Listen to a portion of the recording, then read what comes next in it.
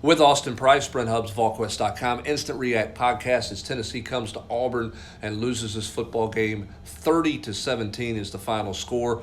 Austin, for Tennessee fans, just a pile of misery right now. 5 straight losses, all double-digit losses. First time in school history that's happened. Since 1891. 5 straight losses, the longest losing streak since 1988. And this one is difficult because, in a lot of ways, Tennessee played well. They just made 3 or 4 catastrophic mistakes again in the third quarter that cost them this football game. Yeah, I mean, Brent, you don't know how I said this on the board. It's like watching a 20-car pileup on loop. I mean, like it is just so Groundhog Day every Saturday, and they honestly played way better tonight. I mean, there was a lot of positives offensively that you could take from this football game. Spacing was better in the throw game when they threw it. They got to a point where they realized they could just gash Auburn, so they basically went to the Missouri game plan. Cooper Mays came in and all the jumbo stuff. I thought they blocked the C area better from the tight end position tonight. The offensive line I thought was really, really good. K'Ron Calvert got some run. Thought he held his own for a guy that's not played a whole lot of football this year. And just one of those things where, this team, I don't want to say snake because that's not the right word because, a lot of it's stuff they've brought on themselves, but, they're just kind of a lemon right now, and that's the best way to put it. I mean, if you're putting them in used car terms, they're a lemon. Yeah, I mean that's a great analogy, a great way to say it. It's interesting. I don't think this team's effort has dropped off. I mean, I think they've played. I mean, Eric Gray played really hard. The offensive line played hard. I mean, I think overall, Matthew Butler's had 18 tackles the last 3 games. He's playing his best football. Kevon Bennett, who had his snaps drastically reduced for 3 weeks, got him back this week. He ends up with a couple more sacks in this game, Austin. But it's just they can't overcome the critical errors they made. Okay, when a team struggles to score the way this team struggles to score, they can't go 2 of 4 in the red zone. They can't come away empty twice, and not only empty, but they gave up 7 points on one of those trips. Well, correct, and the missed field goal, the missed 50-yarders, that's one thing, but the missed 38-yarder, that was debilitating because after Harrison let him down and Gray scored, that would have been a 7-point game. Mm-hmm. And they could have kicked off with full complement of timeouts and played defense. Instead, they had to try this kind of janky onside kick, and then, it kind of is what it is at that point. This team has no margin for error. They can't miss field goals. They can't throw pick sixes. They can't do those things and win. Other teams can. This team can't. They got to play perfect, flawless football to have a shot against a quality team, or really at this point, any team. And right now, they can't play that type of football, Brent. They can't play perfect. They can't play flawless. They're having their pick sixes. They're having their missed field goals.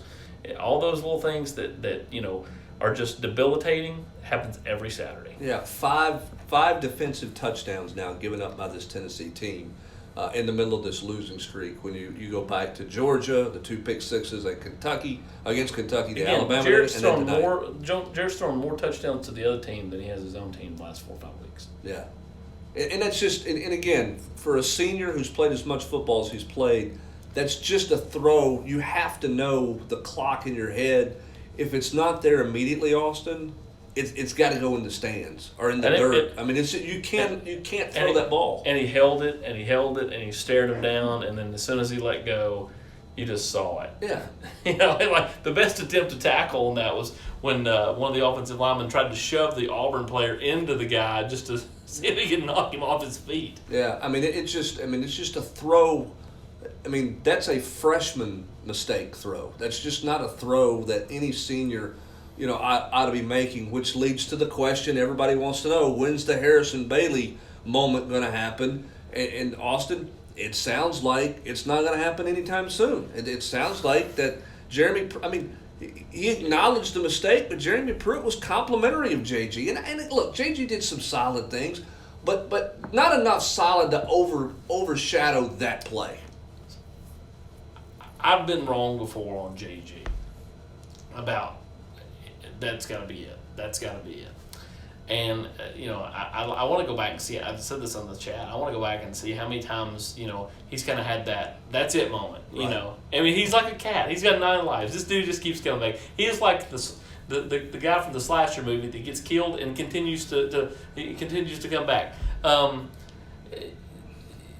at the same time, I think while Jeremy may say these things publicly tonight, I have a feeling somebody, whether it's his agent or Coach Fulmer or whoever, looks at him this week and says, you can't trot him back out there. At this point, Jeremy's kind of coaching for his job a little bit.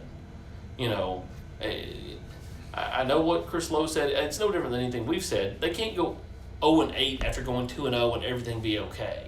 He would be in serious trouble at that point.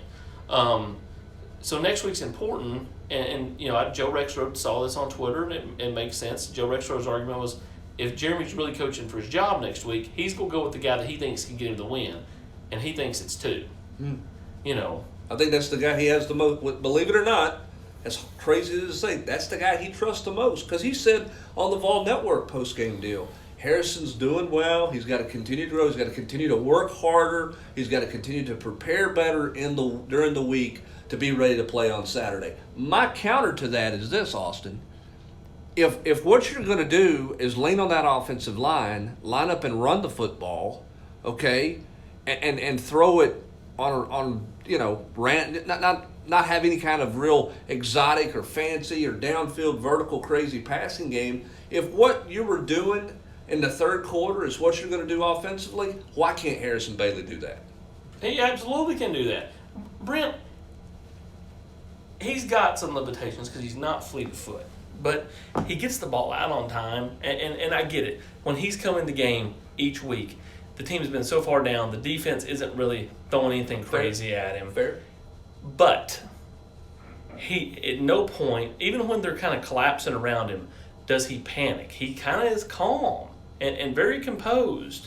And I think he's way more calm and composed than Maurer and or Shrout have been in their limited opportunities. More Maurer than Shrout. Obviously, JT didn't get a ton of time at all, either of the last 2 years. But he's got a calmness about him. I know one of the things that they've harped on him in practice is if you want to be the guy, be more vocal. Like, call the play call in the huddle with some authority. Call your cadence with some authority. Don't be so passive. Okay, so he's got to work on that. But I mean, those are little things that doesn't mean you're not ready to play, or shouldn't be given a chance to play. At some point, though, you've got to go down this road. But we've said this too many times. Right. They played more freshman receivers tonight. They did. Weidman played a little. Callaway and Holiday played more than they've played to this point. Jalen Hyatt continues to play. And I felt like you could tell there was some separation out there, some different spacing when Tennessee chose to throw it. Yeah. It just looked different. So again, if Tennessee had played offense tonight, the way they did tonight against Kentucky and against Arkansas, I think they at least split those games. Maybe they don't beat Kentucky because they threw the pick sixes, but they probably beat Arkansas, and they're sitting there in a much different situation at 3-4 versus 2-5. All right, let me add a couple things, and we'll wrap it up here on this podcast reacting to Tennessee's loss. I thought Harrison Bailey's best throw of the night was a tight end pass to the 2-yard line, where it's tight space. Austin, I thought he made the right decision, and he threw the ball on time. He threw it a catchable ball, accurate to the tight end. Because look, you're right. When they're playing they're playing soft defensively from 20 to 20. But when you get inside the 15-yard line, the windows get tighter. And he made the right throw there to set Eric Gray up for his touchdown run on that drive. I thought that was his best throw of the night in terms of executing the offense. Now, let's look at the other thing too. Tennessee has now given up 50% conversion rate on third downs defensively for the season. 51 of 102 is the third down conversion rate. How does Tennessee fight? Do they need to blitz more? What does Jeremy Pruitt defensively got to do to get off the field? Because The slants remain there that they can give up. They can't get home with a 4-man pass rush or a 3-man pass rush on any kind of regular basis. What's Tennessee got to do to get off the field defensively? I don't know. They brought blitzes throughout the course of the year from corners and different places.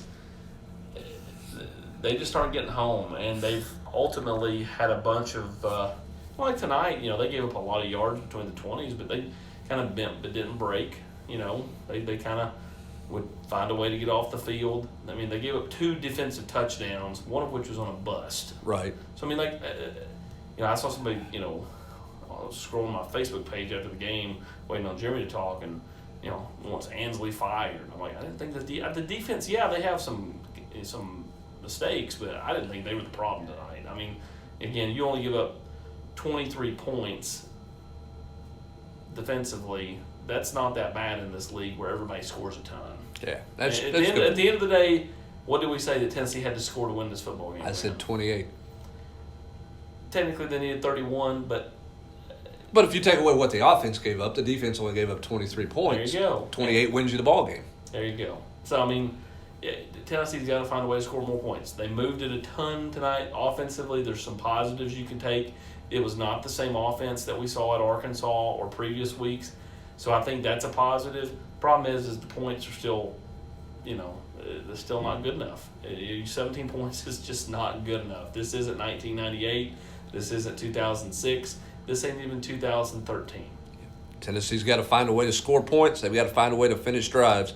Those 2 not finishing drives was a shortcoming in Tennessee's loss at Auburn tonight, 30-17. For Austin Price, I'm Brent Hubbs, Volquest.com.